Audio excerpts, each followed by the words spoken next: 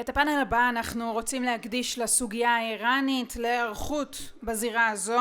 אנחנו נרצה להרחיב בסוגיה עם סימה שיין, חוקרת בכירה וראש תוכנית איראן במכון למחקרי ביטחון לאומי, שגם תוביל את הפאנל הקרוב. The next panel will be moderated by סימה שיין. She is a senior researcher and director of the Iran program at the INSS, and our honorable speakers will include Lieutenant General Alexis J. Grinkovich, commander of the 9th Air Force, and the Combined Forces Air Component Commander for the U.S. Central Command, Ambassador Neil Wiggin, he is the UK Ambassador to the State of Israel, Andrei Kozyrev, he is the former Foreign Minister of Russia, who speaks earlier, and Major General retired Ya'akov Amidror, he is the former head of Israel's NSC. I would like to call all of you to the stage and to tell us your remarks. Thank you, סימה. Thank you, all of you.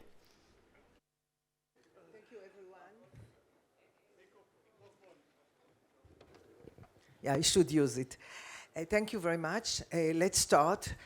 I want to start by saying, first of all, to all our audience that this is a simulation. It's a panel, but it is a simulation according a scenario that all the panelists are aware of. With us, Gili has said, but let me say also a word. We have the American representative, Lieutenant General Alexei Grinkevic. I said it before better. We have the British ambassador, Neil, who is a very distinguished friend of the INSS as well. We have Andrei Kozyrev, the former foreign minister of Russia, and my good old friend, Major General Amidror, who was in the last position was he had done a lot, but his last position was the national security advisor to the prime minister. Okay, first of all, what a great panel do I have. Let's start. We have breaking news coming from the INSS studio.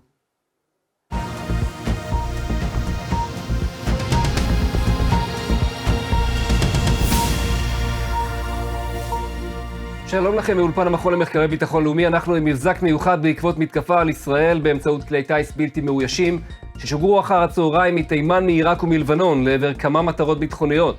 בסיס חיל הים באילת, הקריה למחקר גרעיני בדימונה ומפעל ביטחוני רגיש במפרץ חיפה. 3 חיילים נהרגו במתקפה על אילת, 4 אזרחים נפצעו באורח בינוני בחיפה. רוב הכטב"מים שחדרו לישראל יורטו על ידי צה"ל. וזו כפי הנראה ההסלמה החמורה ביותר שראינו עד כה במערכה שבין המלחמות בין ישראל לאיראן.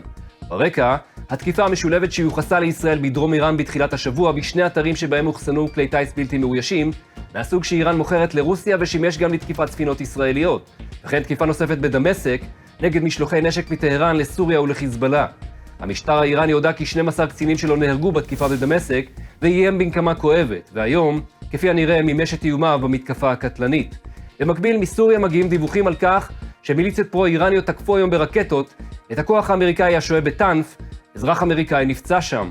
והערב מזהיר מפקד משמרות המהפכה את ישראל, אם תגיבי, איראן כבר מוכנה עם צעדי המשך ואף ערוכה למערכה ממושכת.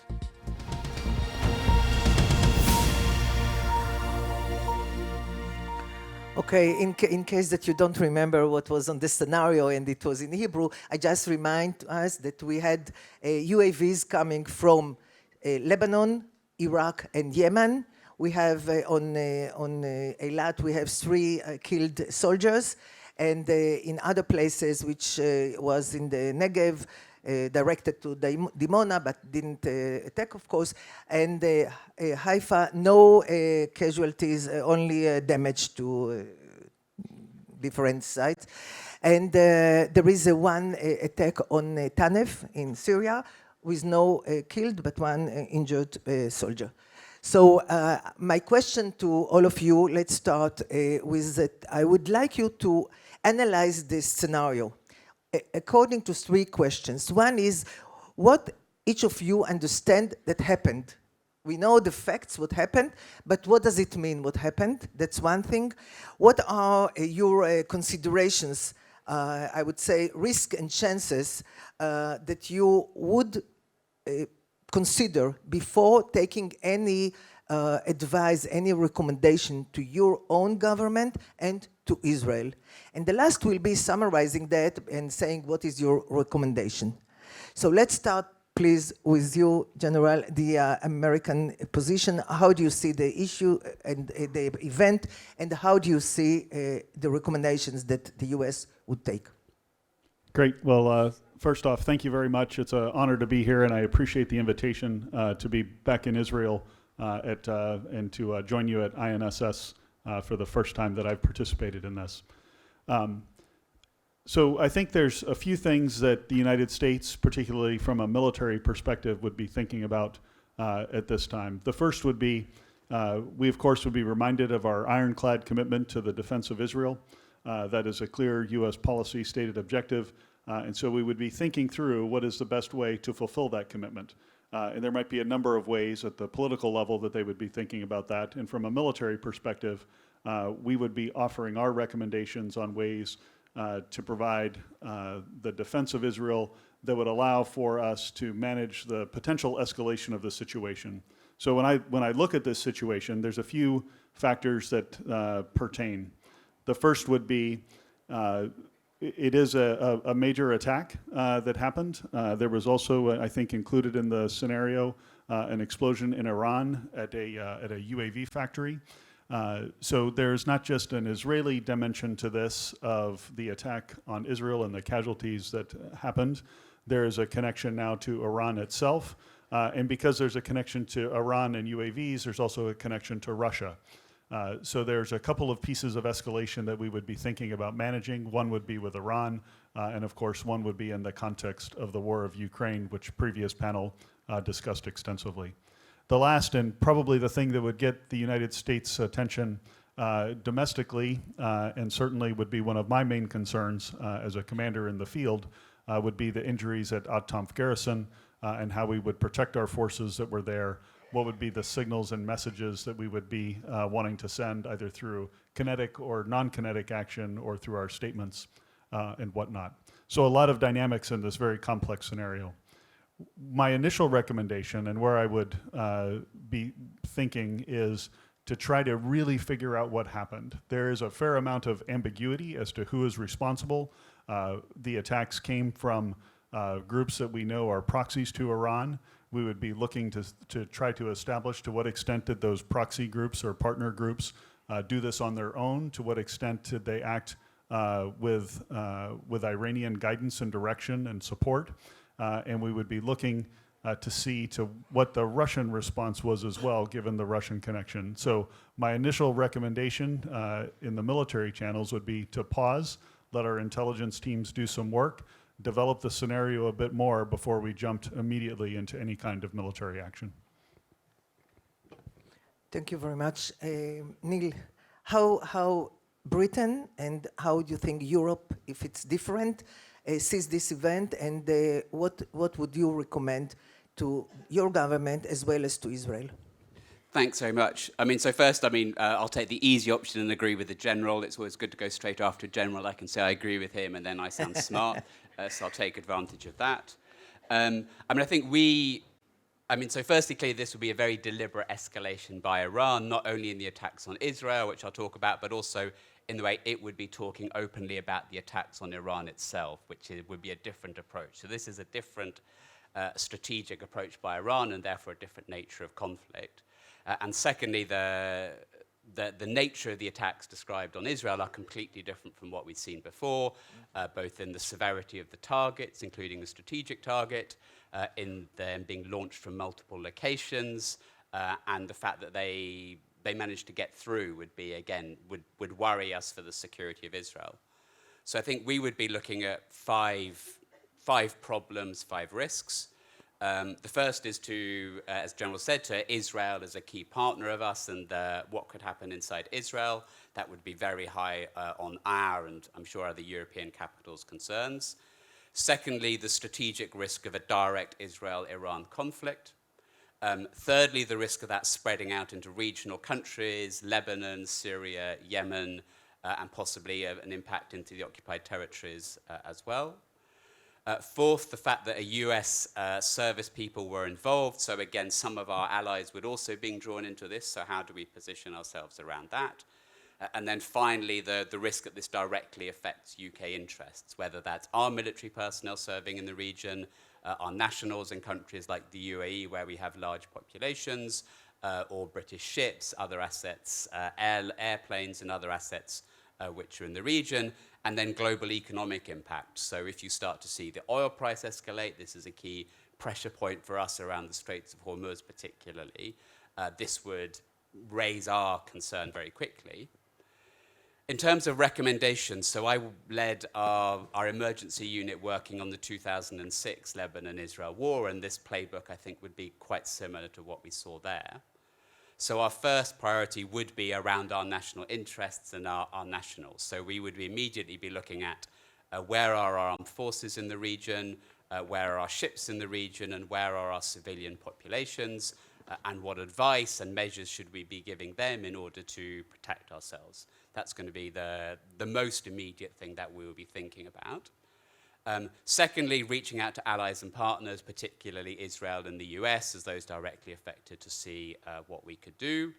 Thirdly, looking at what international fora, whether it's a UN Security Council, whether it's more informal mechanisms that we can use to try to calm and de-escalate the situation in the way that the General talked about. And then fourthly, I think working at how we can turn this, are there any opportunities from this? So can we use this both to constrain Iran's negative influence in the region through some more durable understanding, or through our partnerships with Gulf countries and others in areas like air defense, where we've seen some discussion around regional security architecture already. Is there something we can do to build something more lasting after this crisis to prevent a repetition? Thank you. Thank you very much. Let me put for both of you one short question, because we don't have a lot of time, as you know. Would you, both the US and Britain, separately or together, would you try to bring forces to do something that is that can be seen by Iran as a step in order to prevent Iran from continuing? Well, I'll take the easy answer and say it depends. I think there would be a lot of discussions about this. There would clearly be bilateral discussions with the United States and Israel. There would be a number of other countries, I think, in the region that would be equally concerned of this as well. And so some of the countries, obviously in the Abraham Accords and other regional players who have equal concerns about Iran, who some of in the history with many of these groups, I think back to 2019 and a very similar kind of attack on the Kingdom of Saudi Arabia, so that it echoes regionally as well. So I think there would be a lot of competing asks of the United States, would be my assessment. The United States would have to balance those asks against other global priorities, and whether we float forces in or not would probably depend on our ability to manage the escalation. In some cases, bringing forces in might allow us to de-escalate as a show of force, but that would be entirely dependent on kind of the overall context and how it evolved. So I think there's a lot to unpack there. The one other thing that I would just like to pile on, as the ambassador mentioned, there are a lot of opportunities with regional air defense in the area, and that is one of the tasks that I think President Biden has given to the U.S. military, and as that trickled down, it landed squarely on Air Force's Central's shoulders to try to drive some regional integration and cooperation in terms of intelligence sharing and stitching together combined air defense capabilities. We would certainly be activating that network. I think many of the countries, because they would share the concerns that Israel would have, would likely want to share intelligence, want to share information about potential follow-on attacks if those were a player. Thank you. So first, I mean, partly because I'm a diplomat, so I would reach to the diplomatic toolkit probably before the military one. So I talked about international de-escalation mechanisms. I think that would be our first instinct. Second would be around force protection, looking after the security of our own forces. I think strategically, yeah, our objective will be to avoid this escalating even further. So any military response, we would need to be sort of consistent with that objective. We would absolutely understand Israel's right to self-defense, and we would understand the need to ensure that sort of hostile actors didn't interpret this as weakness, that deterrence was maintained. But I think, sort of again to copy the general, I think we would need to work out very tactically exactly how that is best achieved. Okay, thank you. Mr. Kozyrev, Russia can see it as an attack on Iran, but it was also it started with an attack, supposedly Israeli attack on two sites in Iran. It's two sites that are relevant to the UAV plants and place of garage. And the question is whether Russia sees it in the context of Russia-Iran, Russia-Israel, or Russia-the US. And what do you think will be the attitude of Russia in this event?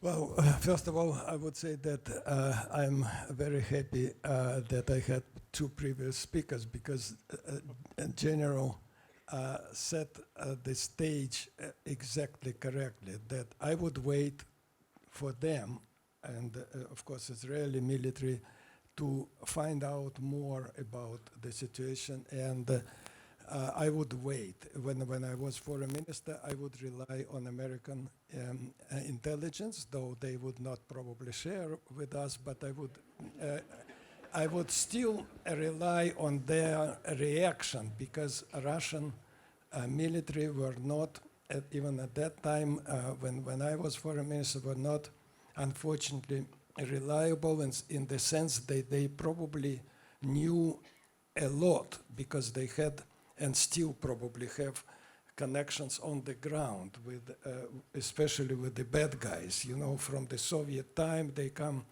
like KGB and all that, and Putin today is himself from the KGB. So they have a lot of connections, and they have a lot of knowledge, which probably neither the United States nor Great Britain have on the other side. I mean, but exactly for that reason, their reports are and were not reliable, because they are biased. I once tried to have a report from our military and intelligence, in Russia, early 90s, about Iranian moves and about Saddam Hussein's moves, especially when he tried next time to attack or gathered forces there. And they said that there is no forces, Saddam Hussein's forces on the border, when it was even, photos in the international press. Then there were, and Saddam, when I received their report that there is no movement of the Iraqi forces from our military, who definitely knew everything, even probably every tank which was engaged. But few minutes after that, ironically, Saddam spoke publicly and said, yes, we are having maneuvers there.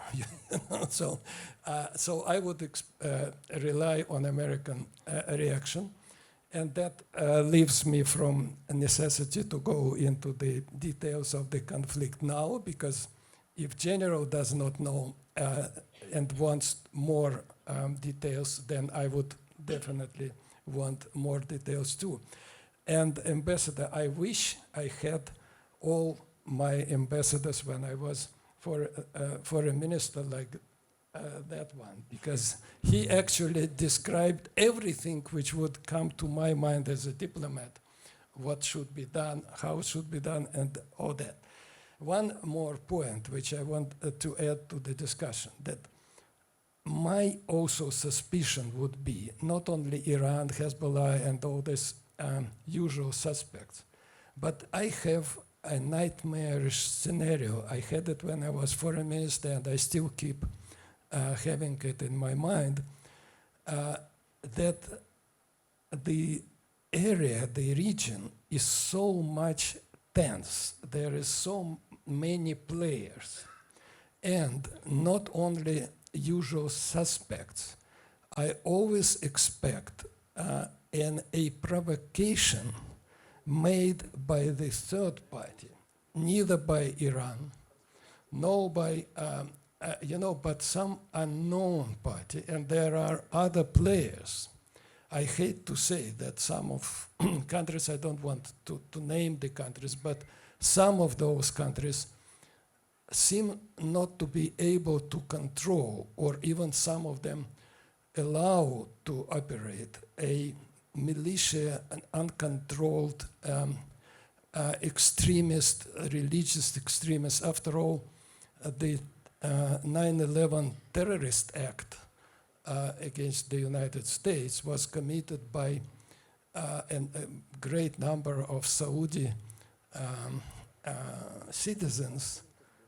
Does not mean that it's government action, but still, I mean, that's an illustration, and there are many other illustrations of this third party, the irresponsible parties, or extremist groups which want to jumpstart a conflict. They want to provoke everybody, especially, of course, Israel and the United States and others, and maybe even Iran, you know, because in this scenario, Iran was also target of attack.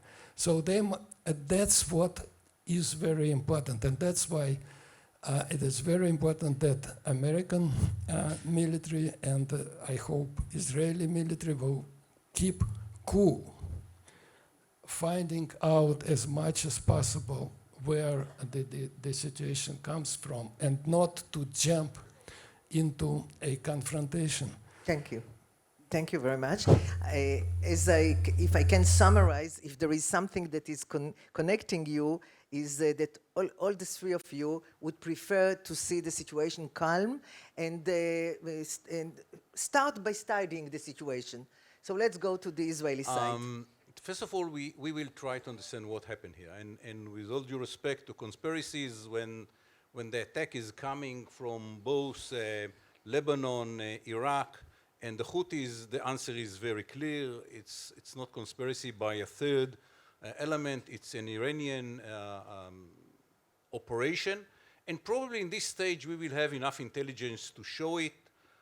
It will not be enough for the Americans. You know, one of my friends was the head of the intelligence, said, I'll find a smoking gun, and I told him, you will find a gun. If it's smoking or not, someone in Washington decide. We never bring the Americans to see the smoking of the gun. And the picture is very clear. The Iranians try to change the equation to make another rules of engagement between us and Iran, saying, guys, we are going to have a Lebanese situation. Why Israel didn't attack in the last, I don't know, few years in Lebanon? Because of deterrence. The Iranians succeeded to build enough deterrence by Hezbollah that Israel is not ready to take the risk. And now we are, the Iranians, are taking the measures which are needed to build this deterrence vis-a-vis Israel and Iran. And now, in Israel, we have to make a decision. Are we ready to give up the ability to act in Iran? Because according to all the information that we have, what the Iranians are trying to do is to say, if you attack in Iran, we will take in Dimona. Do we ready to take this situation as part of our continuous considerations against vis-a-vis the Iranians? This is the question from the Israeli point of view. And it was well understood, the Americans will not do anything, the Europeans will not do anything, and for sure the Russians will not do anything, and we will have to decide if we are doing it by ourselves, because we were the only one who probably have the ability and determination to do something if we decide that we want to do it. One thing is very clear. We don't ask the Americans to come to save us. We never did, and we don't want in the future Israel defend itself by itself. We understand that we cannot act in Iraq because there are American forces there, and we don't want to put more risks on the Americans more than they are facing in Tanef. And as you understand, Tanef also was bombed by the Iranians, the Iranians militias. It's clear for the Americans who did it. I mean, it's not a big story, but it's easier to say we don't know. The question is, okay, do we do something, or we will let the Iranians to build the new equation? here is the answer. If I would be there, my recommendation would be, we cannot let the Iranians to build a new equation. And we have to react. And to react very precise in an area which is important for the Iranians, not in Iran. Because nothing came from Iran. It came from Iraq, from Lebanon, and from the Houthis. Not from Syria and not from Iran. This is why we should not act in Syria and we should not act in Iran. We have to pick something which is very important for Hezbollah, and for years we want to eliminate it. I don't know if there is something like that. If there is something like that, this is an operation that I would recommend to do as early as possible, to be very precise, one important target, but only one, and to show we are not accepting the new rules that the Iranians want to force on us. We will not be ready to play this game in which we cannot do anything in Iran as we are not doing in Lebanon. And Lebanon is a good place to begin with. Thank you, Amidro. So let's summarize this round. We are in a situation where Israel understood that Iran has tried, let's put it like that, has tried to change the equation. Israel understands that it doesn't want to retaliate directly on Iran, and therefore the recommendation is to retaliate on an important target. Probably you are hinting for precise missiles or something like that, if we know the information. I don't have clue idea about the intelligence that now we have on Lebanon, so I don't have any specific target. We hope we have it. We hope Okay. we have it, yes. Okay. No, Okay. I trust the guys that I teach for so many years. And they learn something. Well, it's a new generation now. And the decision on the side of Israel is to attack in Lebanon. It's also changing the equation, because until now, as Amidror said, we tried not to do it. So very short, 2 minutes to each of you, very short. What is the response? Israel has attacked in Lebanon. What is the response of each of you? And we'll continue, please. Yeah, so as others have said, the United States will always recognize the right of Israel to defend itself, and that includes a lot of actions that we've seen Israel take over the years that have been in response to things like this, maybe not on the scale that we're talking about. So I think from a military perspective, what we would be concerned about is what is the next move. So while there's an immediate response to prevent as you said, sir, the setting of the new equation, I think on the military side, I would be trying to go 2 or 3 moves ahead from this and go, if there's a cycle of escalation, what are the implications for U.S. forces in the region? Will we be subject to attack? Will we somehow be seen as complicit with Israel? Those sorts of things would be going through. So at this point, if we move forward in the scenario and there is that kind of response, I would be looking at, do I have the adequate forces in the region to protect ourselves? Do I have adequate forces in the region to deter an attack against U.S. forces and potentially, of course, to deter any further escalation against Israel? Those would be the sorts of things that we would be thinking through. Thank you. Neil. Thanks. So can you hear? So first we would, so as General said, we understand Israel's right to defend itself, but we would apply the usual standards around proportionality and so on. I think secondly, we would be really concerned about the risk of civilian casualties. And again, I talked about the 2006 war, where, again, we understood Israel's right to defend itself, but we were deeply worried about the civilian casualties. And linked to that, the effect on Lebanon, which, as you know, is already in an exceptionally fragile state. So I think we would want to understand how this was going to game out, what the expected response would be, and how we could prevent that getting into escalation, what the mechanisms could be to try to draw a line at a particular point on this, but establish new rules of the game, both diplomatically and militarily. And then, as I said, our focus would shift very quickly to our national interests. So I worked on the evacuation of our nationals from Lebanon in 2006. We'd be looking at that. We'd be looking at the safety of British nationals in Israel. So our national interests would start to escalate very quickly in that scenario. Since I understand that both of you are worried with your national security, which is of course understood, I just want to ask you with yes and no, very short, would you come out with any declaration to stop it, or something to prevent Iran from continuing, or prevent Hezbollah from continuing, something that will relate to the next stage? Very shortly. Yeah, that's a hard question for me to answer because that would be a political decision. That's right. So That's right. Unlike in the IDF, they are not involved. Exactly. That's right. So, I don't know what would be said at the political level. What I can say is in military communications, we would be talking about our right to self-defense. We would be talking about the need to maintain order, the need to de-escalate. So there would be a lot of things we might be saying in the military dimension, but we'd nuance that to stay out of the political level discussions. So yeah, our objective would be to try to draw a line at a particular point, and that would be messaging to both sides, both to Iran not to escalate, to its proxies not to escalate, but also with Israel trying to understand its strategy for preventing that escalation. Okay. Please. If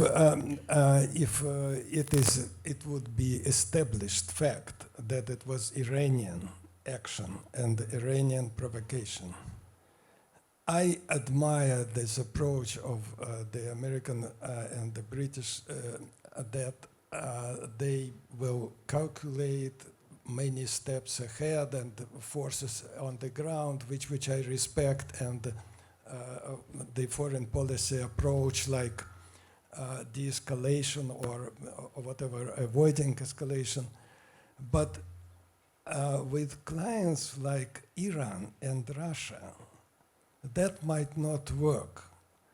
Both Iran and Russia, and I also invoke here the Ukrainian situation today. They perfectly aware of the military superiority of the United States and Great Britain and the NATO, and military ability of Israel to act, but they respect only action. And that's where I agree with the general. It's up to generals to find and to define what kind of response. But there should be, as soon as possible, as soon as you have an idea, more clear idea, what is behind that it is not a provocation to provoke everyone. Then, if it is Iran, there should be a military action. I am speaking as a professional diplomat now. Not diplomatic declarations, no warnings, no red lines. You know, they don't respect red lines. And if they overstep the red line, because this attack, if it is Iranian attack, it would be overstepping red lines. So there should be military response, hopefully with the help of the United States air power, and they will respect it. And that will be the red line for them. Okay, thank you very much. Yeah, I don't have to summarize, everybody understands what happened here. We have a short, I remind you, we are in a simulation, we have short breakout news.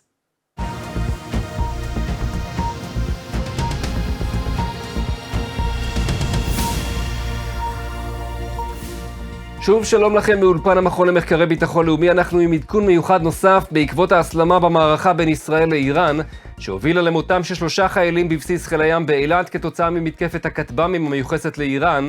לפי הדיווחים שמגיעים בשעה האחרונה, רוסיה פנתה לארצות הברית בעקבות ההסלמה האזורית כדי לנהל דיאלוג למניעת הידרדרות נוספת בין בעלות בריטן במזרח התיכון. וזו השאלה שמהדהדת הערב בוושינגטון, במוסקבה, גם בירושלים ובטהרן. האם ארצות הברית ורוסיה יצליחו לעצור את המשך ההסלמה שעלולה להוביל למלחמה אזורית?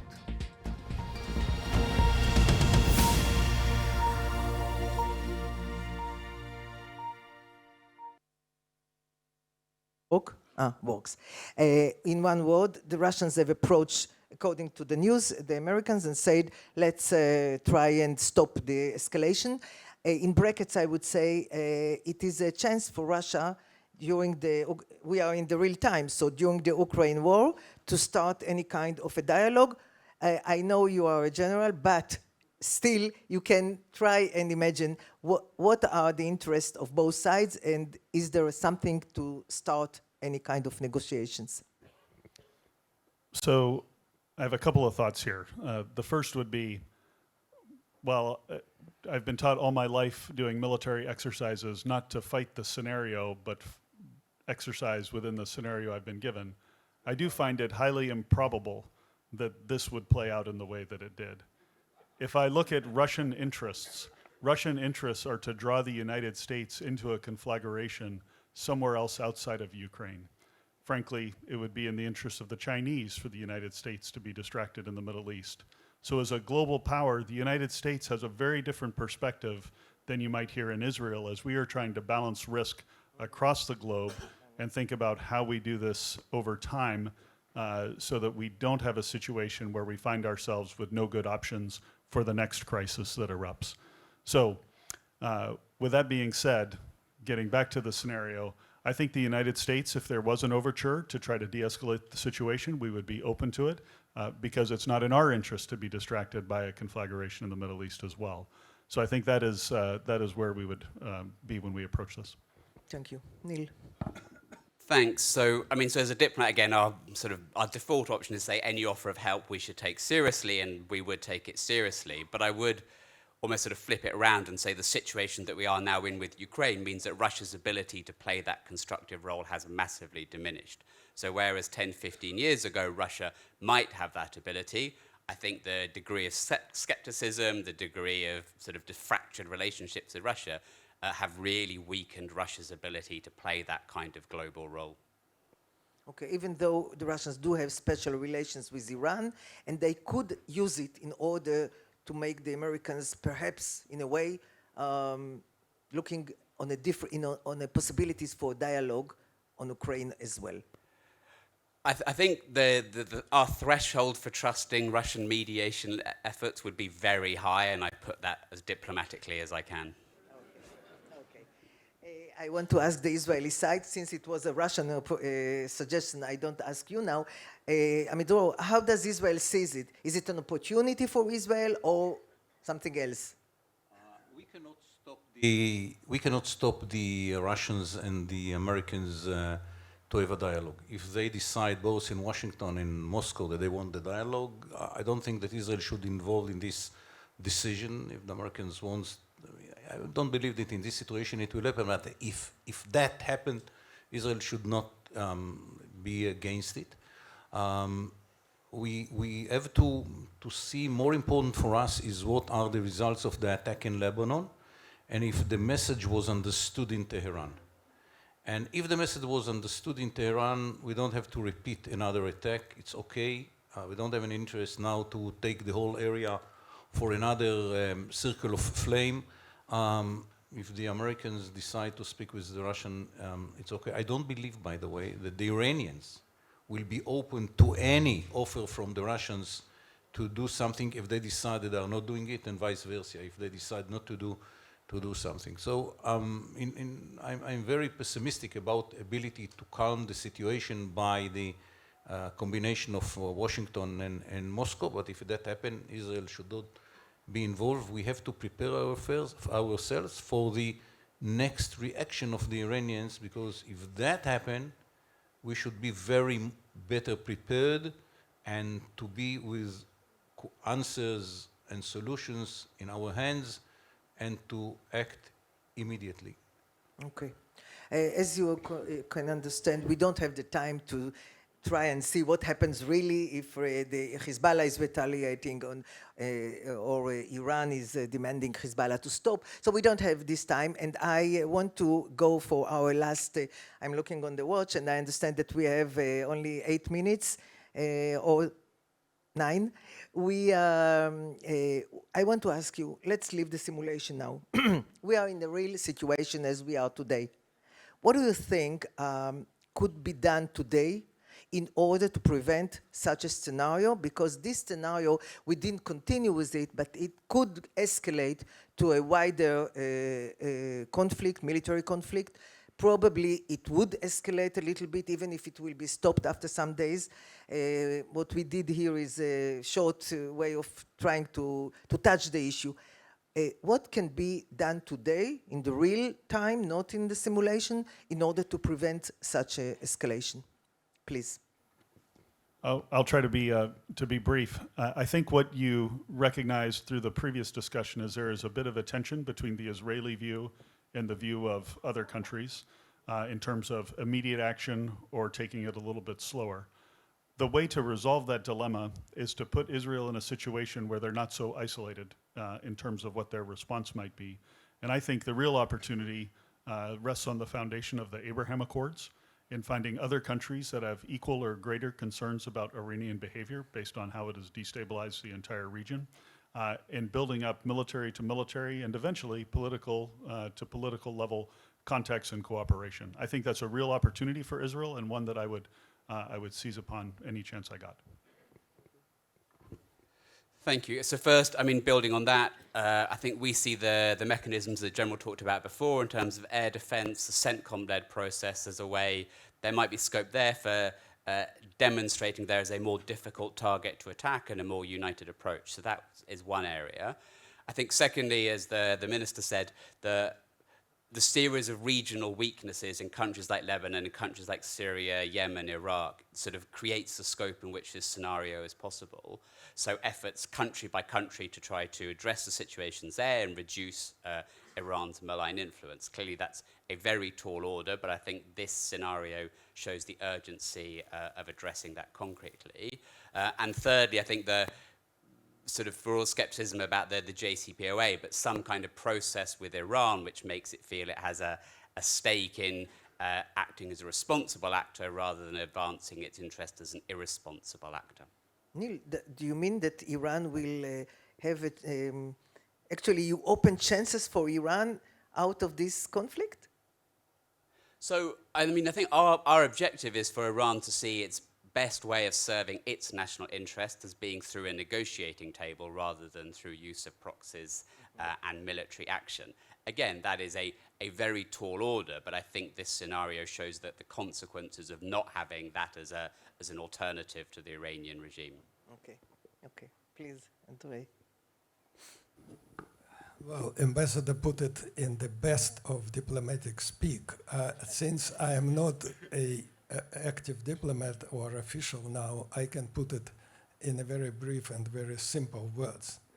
An aircraft carrier coming close to the area here, somewhere, maybe 2 aircraft carriers would send the message to Iran and Russia.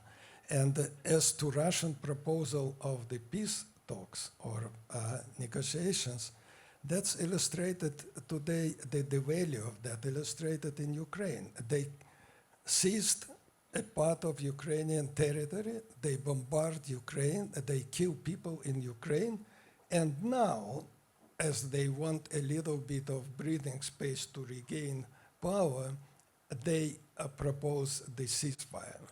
So that's the value of their peace proposals. Amidror, how does Israel feel? Two remarks about what was offered by the Americans and Great Britain. If the Americans tell us, guys, wait 2 weeks and we will bomb Iran, we will wait.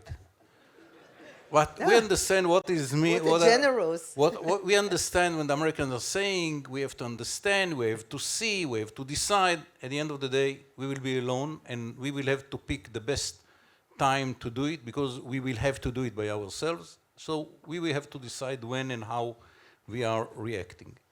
About the ambassador suggestion, with all due respect, Mr. Ambassador, when Iran was part of the agreement, they were not less aggressive in the Middle East. There is no any connection between the aggressiveness of the Iranians and the fact that they were part of the P5+1 agreement or not.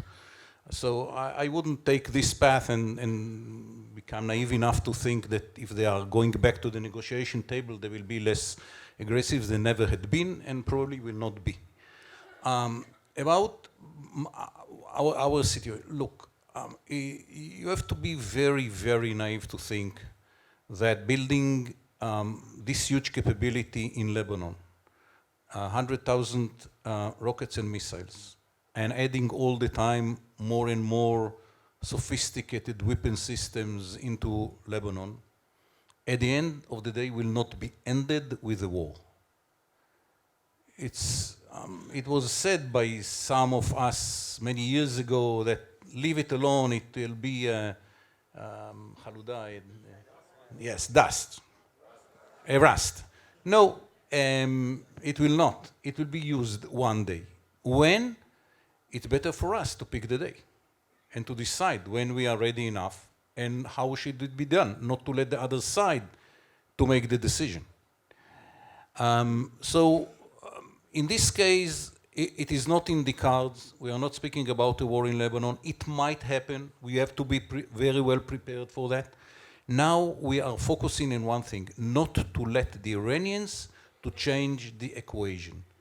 And the more that we will succeed to convince the Iranians not to change the equation, and we will have the ability and the flexibility to act whenever is needed to postpone the capabilities of Iran from being in a very dangerous point, the better for Israel. Thank you, Amidro. We have less than 1 minute, but I was told by the organizers that I can steal 3 other or 2 minutes. So let me just try and summarize where we stand, where Israel is standing. On one hand, Amidro suggested, and I assume he's correct and very close to the Israeli thinking, that Israel cannot allow a new equation. And this event that happened with UAVs from 3 countries reaching Israel puts Israel in a situation where it cannot, even though it was a retaliation on something that Israel has done, it cannot put Israel in a situation where Israel doesn't respond. At the same time, as you said, the Americans and the Brits are trying to understand the situation so that they will not be involved too much. And the Russians probably are so happy that somebody else is fighting somewhere else and not all the focus is on Ukraine. So let's hope that Israel will know how to find the proper time to retaliate in a way that will not escalate to a full-scale war. Thank you very much to all of you. It was a great panel. Thank you.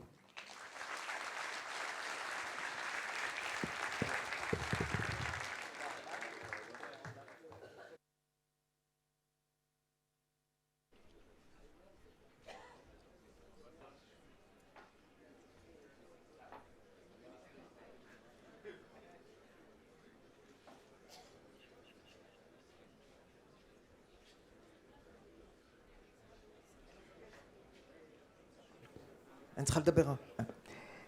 אני מבקשת להזמין לבמה את מנהל המכון, האלוף במילואים תמיר איימן. בבקשה.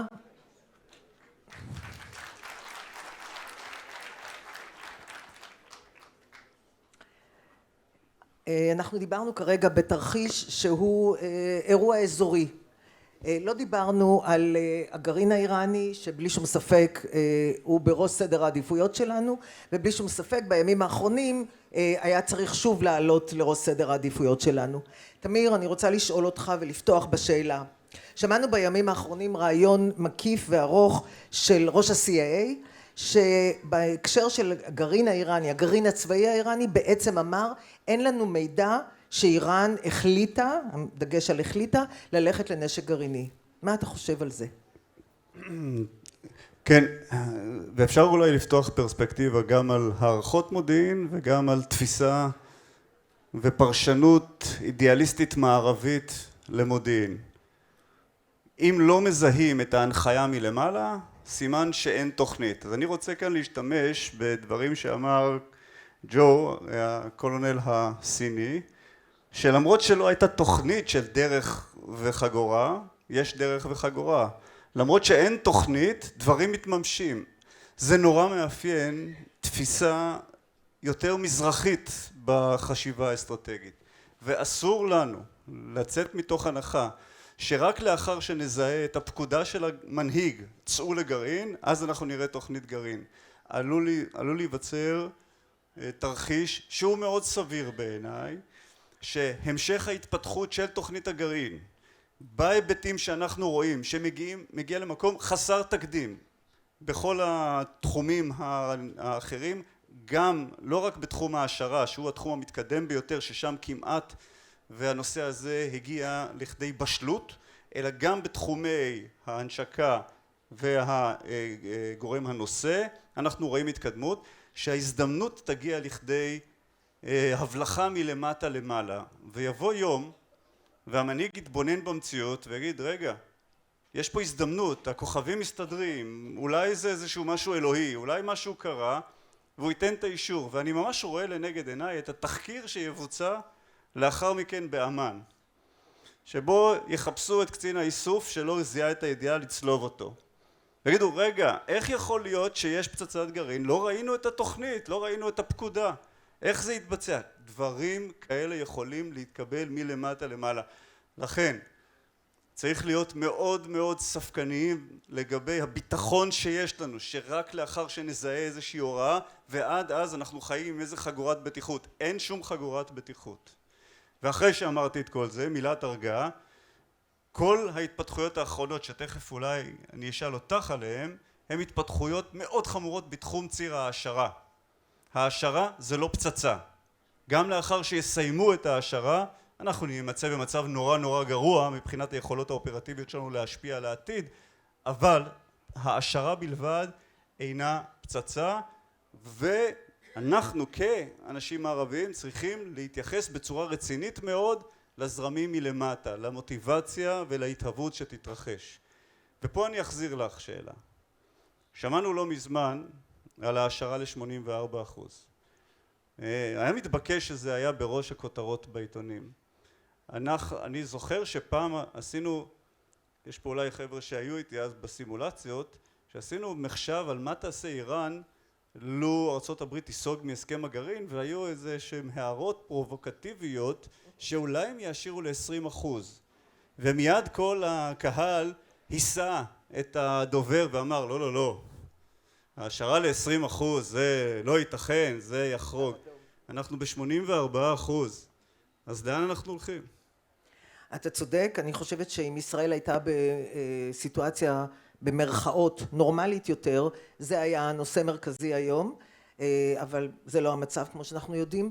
אין ספק שמה שהסוכנות הבינלאומית לאנרגיה אטומית סבא מצאה באיראן, זאת העשרה גבוהה לרמה צבאית. ברור לגמרי שגם מעל 90% זה לפצצה, אבל גם זה מספיק אפשר להתקדם עם זה. השאלה היא למה זה קרה, ואני חושבת שיש, כמובן יש שני הסברים. האיראנים אומרים, הם חיברו את הקסקדות בצורה שזה יצר איזושהי תוצאה. קודם כל, האיראנים לא התקנו את סבא שהם חיברו את הקסקדות בצורה שונה, ולכן אני נוטה להעריך שהם עשו את זה בכוונה. יש פה ניסוי, שליחת בלון ניסוי, שהאיראנים אומרים לעולם, אנחנו מראים לכם א', שאנחנו יודעים להשאיר לרמה גבוהה, זה כמובן כולם יודעים, אבל גם מהר יכולים לעשות את זה, וב' אנחנו מזהירים אתכם, שאם אתם תעשו צעדים נוספים נגדנו, זה מה שאנחנו נעשה, זאת תהיה התגובה. והצעדים הנוספים יכולים לקרות בשבוע הבא. ביום חמישי, בדיוק בעוד שבוע, מתכנס מה שנקרא פורום הנגידים של סבא, הם צריכים להחליט מה לעשות עם איראן שלא עונה על השאלות של סבא. אחרי שתי החלטות שקורות לאיראן לענות, התוצאה הנורמלית במרכאות הייתה צריכה להיות העברת הנושא האיראני למועצת הביטחון עם כל ההשלכות שהדבר הזה יכול לקרות. בינתיים אני שומעת שהאיראנים הזמינו כבר את מנכ"ל סבא, כמו שהם עושים בדרך כלל, לבוא לטהרן, בטח ייתנו לו איזה פירור קטן כדי שהוא יוכל להיאחז בו ולא ללכת למועצת הביטחון, ופה אנחנו עומדים, האיראנים מרגישים שהם על הסוס והם יכולים להתקדם. אני רוצה לשאול אותך בהקשר הזה, מה אפשר לעשות? מה ישראל צריכה לעשות ומה המערכת הבינלאומית יכולה לעשות? כי בסוף המערכת הבינלאומית היא הגורם המרכזי. זה נכון, והדבר הראשון שאנחנו צריכים לעשות זה להכיר בעובדה שהאסטרטגיה הנוכחית הביאה אותנו למבוי סתום. לפעמים לפני שמתקנים צריך להכיר בשבור ולומר המשך ההתנהלות הנוכחית כפי שאנחנו מבצעים אותה כרגע תוביל אותנו בסבירות לא נמוכה למציאות של איראן גרעינית, שיוביל אותנו למרוץ חימוש גרעיני במזרח התיכון, שיוביל אותנו להגבלת הפעילות הישראלית ולהגברת ההרתעה, ואנחנו לא רוצים להגיע למצב הזה. זה נראה כאילו שולי, אבל זה הדבר החשוב ביותר, להכיר בכך שזה נכשל. ועכשיו לפתח שתי אפשרויות. אחד, ואני שמעתי אם האזנתי נכון למה שאמרה שרת החוץ של גרמניה אתמול, בדבר הצורך להחזיר את הסנקציות המלאות על איראן. מה שהיא בעצם אומרת, היא אומרת, החזרת של סנקציות מועצת הביטחון, זה אומר סנפבק מהגרעין. זה אומר שגרמניה ממליצה, ואני חושב שזה דבר נכון, לשבור את ההסכם הנוכחי. לו היינו מצטרפים אליו לפני שנה, לא אנחנו, לו היו נחתם לפני שנה, היינו במצב יותר טוב. אבל עכשיו אנחנו לא בוכים על חלב שנשפך. ועכשיו במציאות הנוכחית אסור להחזיק אותו כמת חי. קודם כל שבור אותו, הסר אותו מהשולחן מהדיון, מיד ברגע שאחת השותפות האירופאיות עושות את הדבר הזה, מושתות סנקציות מועצת הביטחון מחדש בצורה מאוד מאוד אגרסיבית, המנהיג העליון מאוד חושש מזה, ובצד השני בני יכולת תקיפה אמינה בשותפות בינלאומית שבאמת תרתיע את איראן ותמנע ממנה להמשיך ולהתרחב כפי שזה קורה כרגע. יש לנו 2 דקות ורבע, אז אנחנו נגיד 2 דברים ואני אשאל אותך עוד חצי שאלה. א', מה שאתה בעצם אומר, הגיע הזמן שהמערכת הבינלאומית, במילים אחרות, הגיע הזמן שהמערכת הבינלאומית תכריז באופן רשמי שאין יותר דיאלוג, הסכם הגרעין נשבר, לא קיים, זה ברור לכל אחד כשהוא מסתכל על מה שקורה בשטח, אבל גם אין הודעה אמריקאית. מה שקורה עם ארצות הברית עד עכשיו, שהם אכן אומרים אין משא ומתן, איראן לא קידמה אותנו, אבל חוזרים בכל אחד מהדוברים האמריקאים, מהדרג הכי בכיר עד הכי נמוך, אומרים האופציה למשא ומתן, וגם שמענו את השגריר הבריטי פה, האופציה הזאת לחזור לשולחן הדיונים קיימת. ומה שאתה בעצם אומר, ואני חושבת שזה צריכה להיות גם אכן מדיניות ישראל לדרוש את זה, בואו נסיר את המסכה הזאת ונחזיר בחזרה את האמירה, אין הסכם גרעין, איראן מפרה, בואו נחזור לסנקציות של מועצת הביטחון. האם אתה חושב, מעריך, אבל גם מודאג, שאיראן תחליט, אם זה יקרה, ללכת לצאת מה-NPT ולסלק את הפקחים של סבא, ולרוץ לפצצה, כמו שצפון קוריאה עשתה? כן, ואולי אנחנו צריכים לאיזושהי קריאת השכמה כזאת. אנחנו, כמשל הצפרדע המתבשלת, הולכים ומסתגלים למציאות שלו היו מספרים לנו עליה לפני שנתיים, היינו נזעקים לכדי פעולה. אבל אנחנו לא נדרכים לפעולה, משום שהם עושים את זה בצורה איטית. וגם כשחשבנו שה-84% יוביל לאיזושהי עשייה, לא נעשה כלום. כן, זה נכון, זה סיכון. אבל אני שואל את כל מי שמתמצא, מה ההבדל הגדול בין 60% העשרה, 84% העשרה ו-90%? האם אנחנו לא מרמים את עצמנו? כי כל מי שמבין בהעשרה גרעינית יודע שפעם שחצית את רף ה-20%, בין 20% ל-60% ל-90% זה רק עניין של זמן. אז העובדה שאנחנו עכשיו מצויים במרחק 12 ימים מהעשרה ב-90%, זה סיבה טובה להירגע ולא לעשות דבר. ולכן אולי קצת דיסרפטיבי אני אומר, כן, הם יעשו משהו, והמעשה שהם יעשו ידחוף אותנו לפעולה, והפעולה הזאת היא עדיפה מהיעדר פעולה. ובשתי שניות רק נאמר, כי אנחנו מסכמים את הפאנל שבעיניי עוסק באיום המשמעותי ביותר על ישראל ברמה האסטרטגית המתפתח, וזה איראן. איראן היא לא רק אזור כטב"מים, איראן היא לא רק גרעין, איראן היא גם טרור, איראן היא גם קעקוע מוסרי, איראן היא דבר שיש לו שלוחות לכל רוחב האזור, וראוי לנו למקד את תשומת הלב של ישראל בימים האלו שם, ומה שאנחנו עושים במקום למקד את זה שם, אנחנו עוסקים בדברים אחרים שמסיטים לנו את הקשב. תודה רבה, אין לי אלא להסכים עם דבריך.